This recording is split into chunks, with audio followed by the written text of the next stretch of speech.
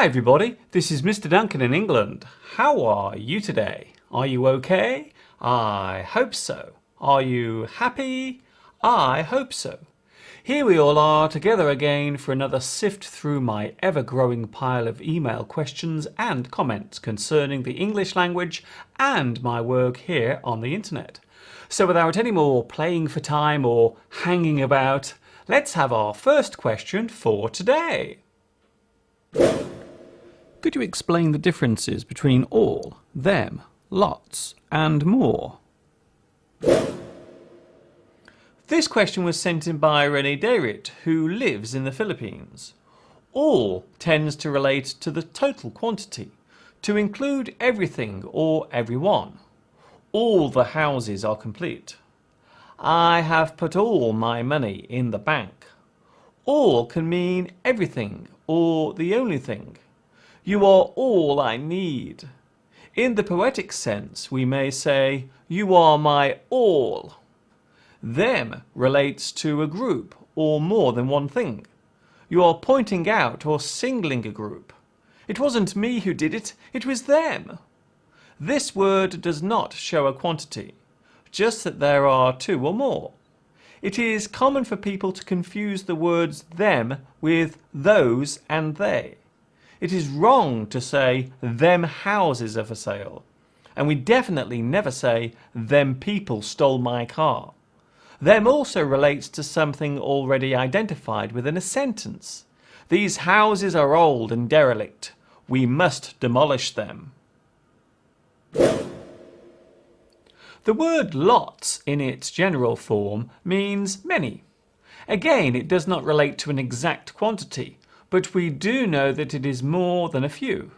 We may also express many as a lot. This expresses a large number or quantity. There were lots of people at my party.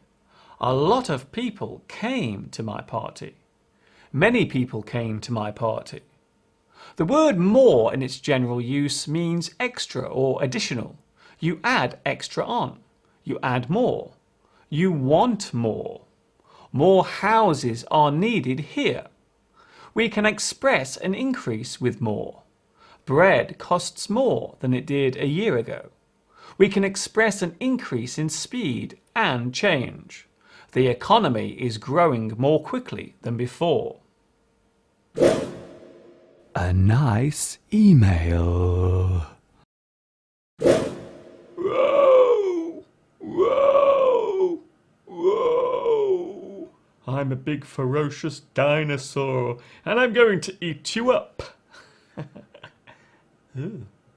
I have received some very nice emails recently, including this one from Kai in Vietnam, who watches my video lessons at the rate of one per day.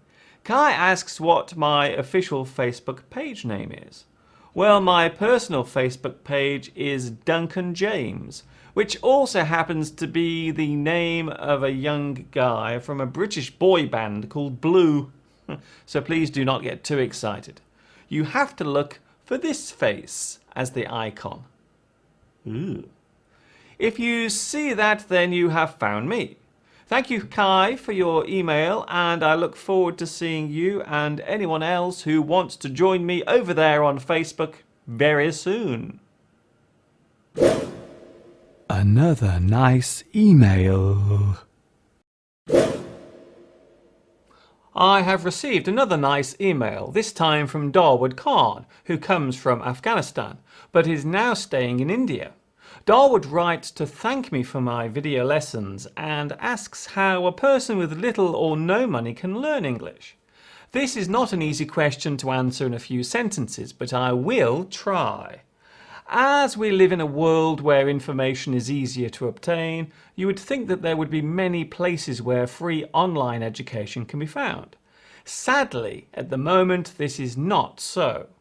Many direct language teaching sites will charge for their services, and others using Skype will also charge for their time. This can very often run into hundreds of dollars. Having said that, there are many free online dictionaries and small independent teaching sites that are slowly springing up on the internet. The problem with running this sort of service is that it usually takes up a great deal of time, and normally that time must be paid for in some way. This is one of the reasons why I make these videos and post them on the internet for free. They are here for all to watch. Thanks to the growing number of net bars and internet cafes, it is now easier and cheaper to get online. I'm a big believer in the educational power of the internet. This is why I say my lessons are aimed at everyone, regardless of location, age or status. Let us not forget the social network sites such as Facebook, where there are now many online groups and study forums, with people joining them from all over the world to each share their experience of learning English with other members. Another idea would be to try and find a local English corner. Some schools hold English discussion groups, and English corners can be found almost anywhere. If there is not one near you, then why not set up your own? I hope this has been helpful to you, Dawood, and I wish you and your family back in Afghanistan all the best. What are the rules for using a and an before a word? This question was sent in by Rayuf, who lives in Saudi Arabia. The rules of English are often confusing, and this particular one is no exception. In most formal English, the letter a can only precede a word beginning with a consonant, while an may only be used before a word starting with a vowel. However, this has not always been the case. In Old English, the letter H was not pronounced as clearly as it is today. For example, hotel, historical, or hundred. So an could be used before words beginning with H.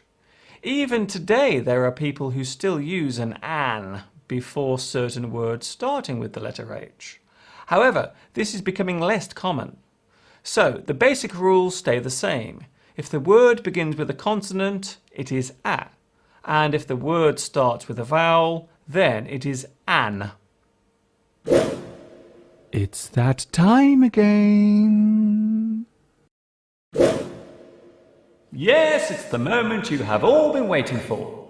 Well, not you, or you, or you. But you have, haven't you? Yes, you have. It's the word of the week.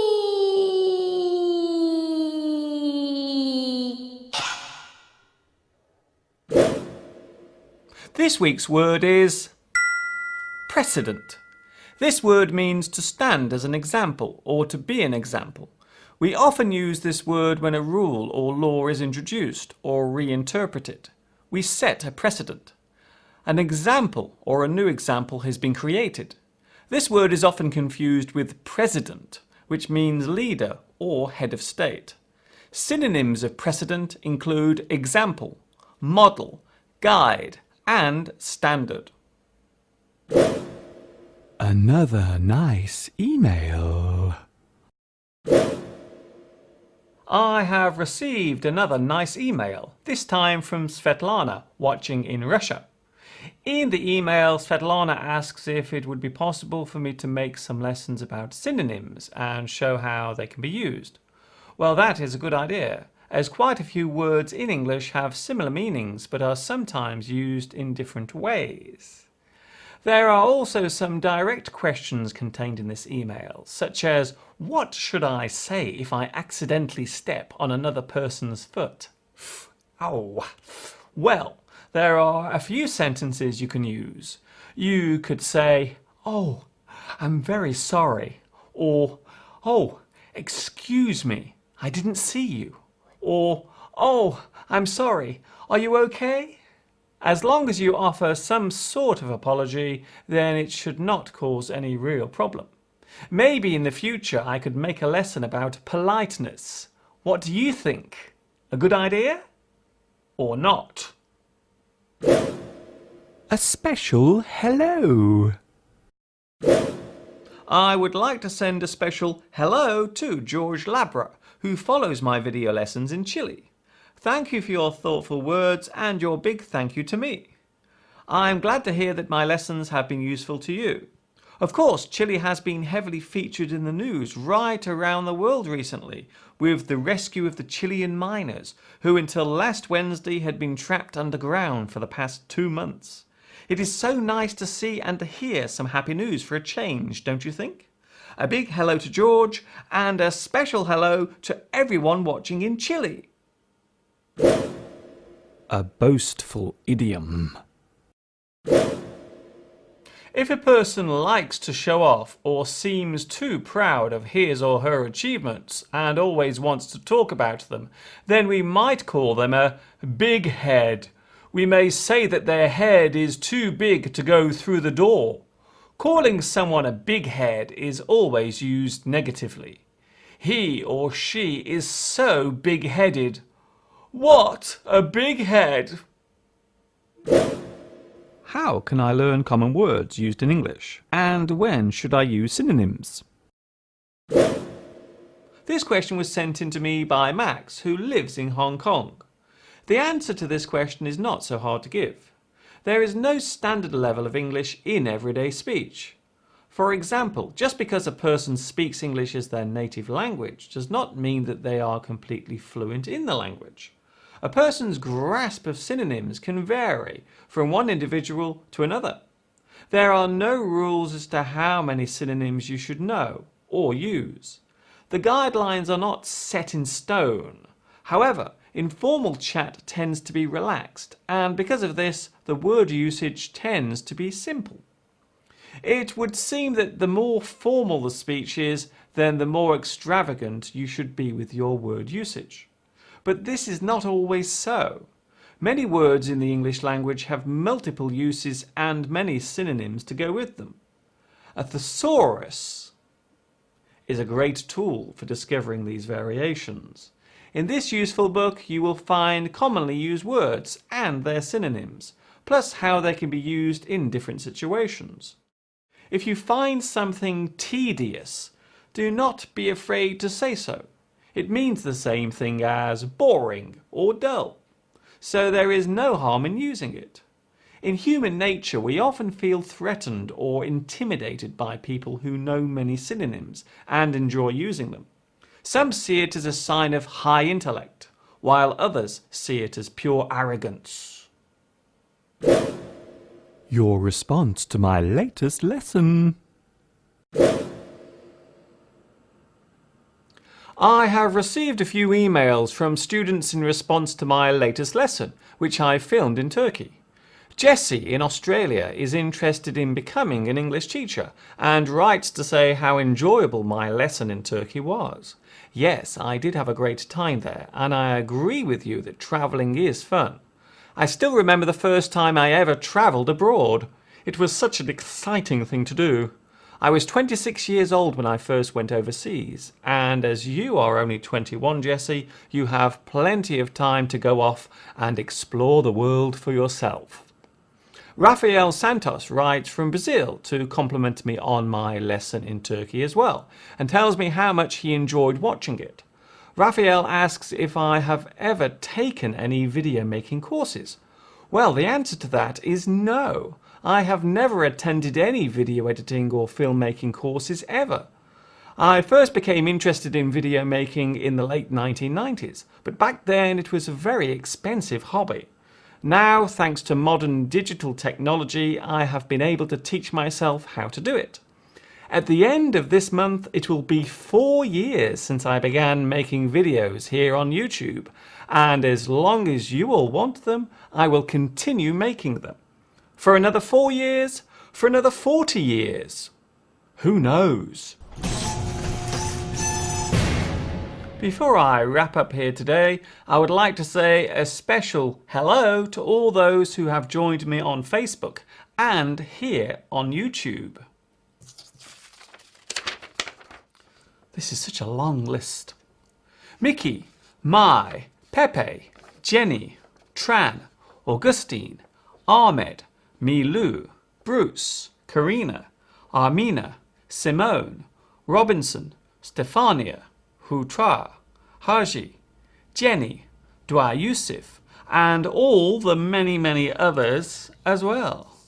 Thank you also for all of the kind messages concerning my latest lesson in Turkey and your suggestions as to where I should film a future lesson.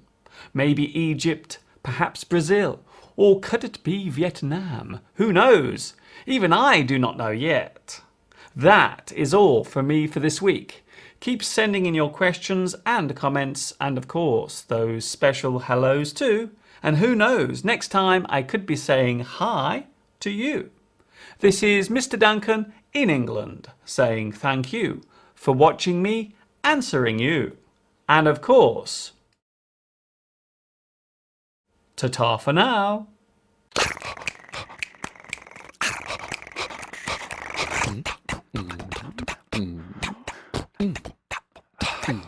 Mm.